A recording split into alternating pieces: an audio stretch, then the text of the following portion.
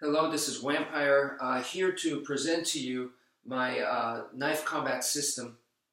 Just a brief overview. Obviously, this comes from Eskrima, the Filipino martial arts. That is the base, the core base. Okay, so from there, the main point is when facing another person, this other person, if they have a bunch of techniques and if I have a system, I always believe that the person who has the system is at an advantage because the system is a lot more thorough. It's a lot more well thought out. So with a bunch of techniques, some of those techniques may come into play or they may not. It's just a bunch of randomness. Hopefully it does type of thing. But if you have a system, and even if you could only implement a portion of that system, now you got something to work with. So go with a complete system all the way. And that's what I'm here to show you guys, is to teach you a system. And I know that sounds super complex, but it's not.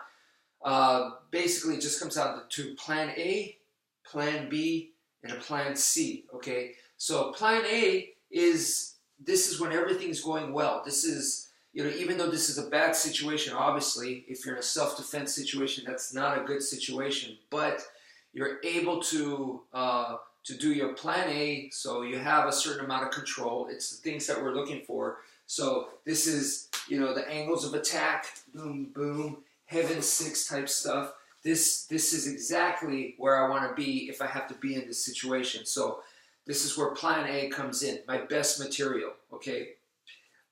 Now, plan B is obviously not as good as plan A, and this is kind of like your backup plan. This happens when things get uglier.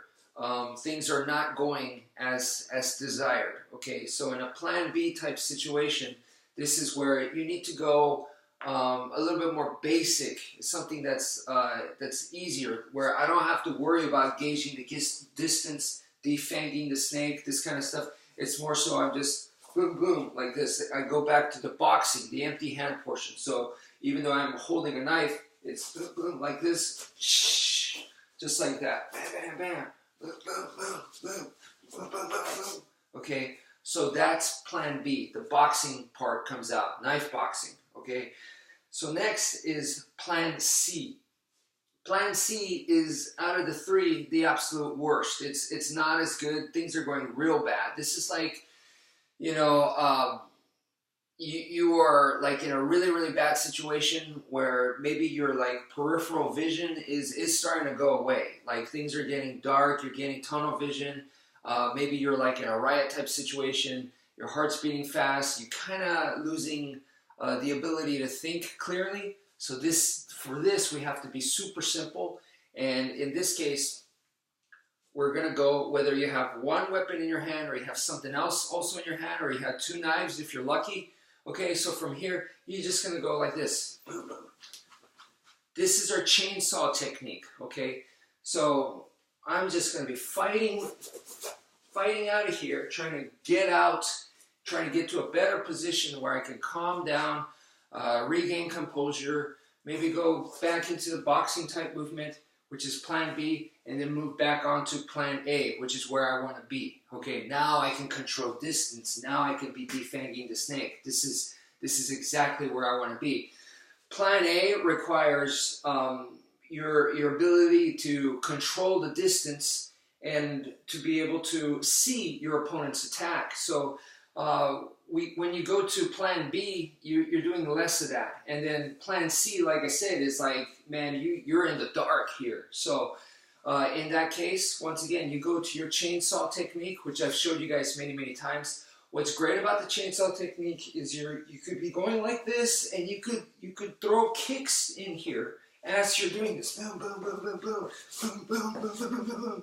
And it's nice and simple. It's your attacks is not as complex, but for right now, that's actually going to work in our favor. That's what we need right now. If we don't have awesome angles of attacks and stuff, but under the circumstance that could actually mess us up, right? So the idea here, the very important thing is that when you're holding two weapons is that we keep that V shape, the same that we do with the sticks.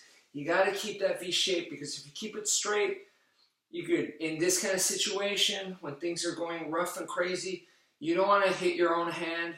You don't want to hit yourself, you know, and who knows what kind of things on your weapon right here. There might be stuff sticking out from this way, sticking out this way, whatnot. So you just keep it like this, at this V shape, where the blade and the edge and the point is facing that way, away from you, okay? And you're not going to be doing center line stuff. You're keeping right hand is in the right side, left hand is in the left side.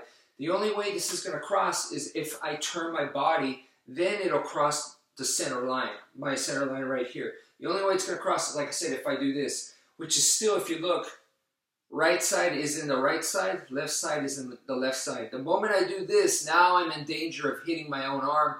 We don't want to be taking those kinds of chances in this kind of situation. Remember, this is a plan C situation. This is your backup plan type situation. So I don't care if you grab your own t-shirt, wrap it around this arm, or this one over here, you know, has a shoe or a knife or whatever, and you are just, here we go. This is the idea. You're fighting out of there, you know, and you just want to keep marching forward because that situation is going to be hell.